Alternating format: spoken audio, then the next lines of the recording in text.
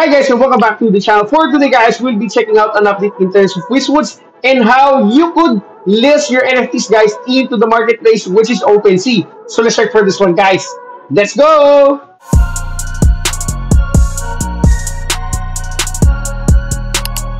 So hi again guys and welcome back to the channel. For today guys, we'll be making an update in terms of Wizwoods and how you could list your NFT into the marketplace. First guys is to open up for your Telegram account, okay? Click on Play to open up the app, and then from here guys, there is a tab, okay, which is basically your wallet, okay, on the second right corner of your Wizwoods, and then scroll down guys until you see here export private key. Click for this one guys and you will be directed into this. I understand, and then click on continue.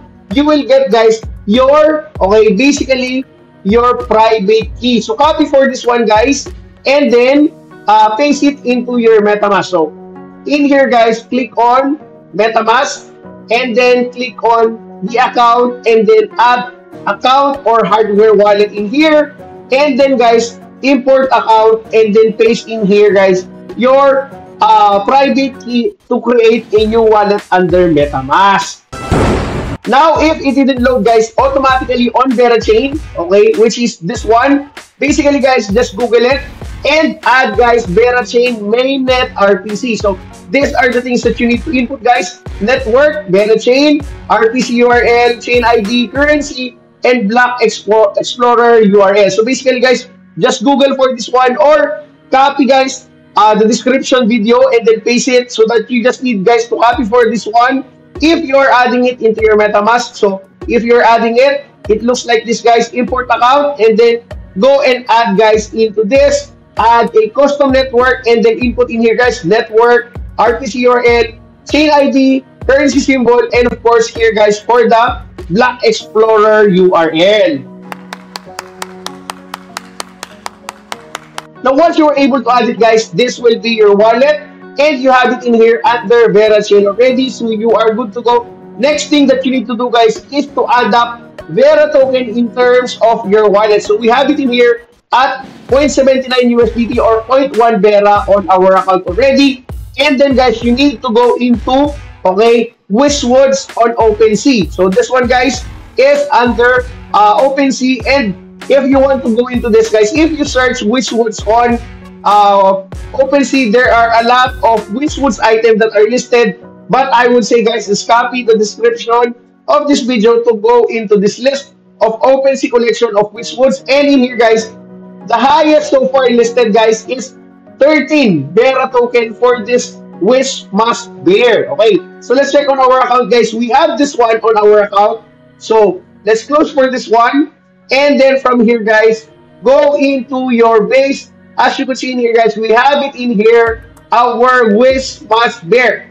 So if you convert for this one guys, I mean if you have installed this one into your base guys, basically just go into your edit and then put this one into trash, and it will be added guys into your bag. Now if it is on your bag guys, just add it into your account, okay, on your OpenSea, so that you could list it into the market.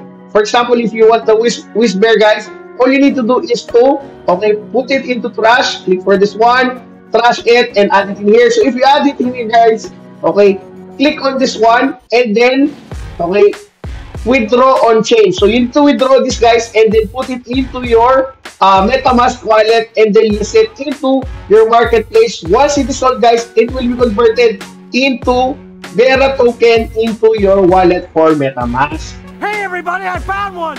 So as you can see in our account guys, we don't have any item yet, so let's export. So let's click on this one guys and then click on our bag, okay, and then let's check on what items we could list. Okay, click on item.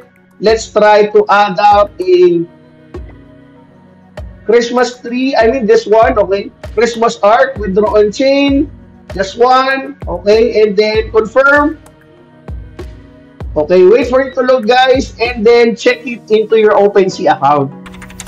Now once you're able to do that guys, it will show up on your account that you have Christmas art, Wizwoods, or any item that you input in here guys. And then to verify it guys, click on your wallet again and then scroll down, guys, click on digital collectibles and click on item. And as you can see here, guys, there is a Christmas art that is available on our wallet already. Now from here, guys, you could start listing for this one. Okay, currently it is 0.01 W Vera onto this one, guys, and let's check on which is the item right now. Okay, on the list for this. Now looking at the price, guys, we were able to locate, and Christmas art right now is set at 0.0059 Vera if you list it on the market. It's showtime! Now looking at the value right now, guys, for Vera, 0.0059 is 0.04 in terms of USDT or 4 cents, guys. Now if you have your item already, guys, just click in here and then click for list for sale, and then in here, guys, you put input, like for example, if you want to list it for 1 Vera token, guys, input for that one, and then take note, guys, that there is an OpenSea fee of 0.5% plus, guys, creator earnings of 5%, which will go back to Wizwood. So if you do this, guys, just click on complete listing and it will be listed on the market already. Next, guys, you need to verify in terms of your wallet, so confirm for this one. There you go. Wait for it to be listed, guys, because there is a fee. Okay, on here, guys, there is a corresponding, you need to sign for the signature and make sure, guys, that you have enough Vera tokens. So view listing, guys, you can view it here, and here is already for your item in terms of Wizwoods that is listed on OpenSea. So if you want to list, guys, your NFTs into the marketplace for OpenSea, guys, do these steps so that you will be able to list it and then wait for anyone to buy it, and it will be added for the funds, guys, into your MetaMask. So that's it for me, guys. See ya!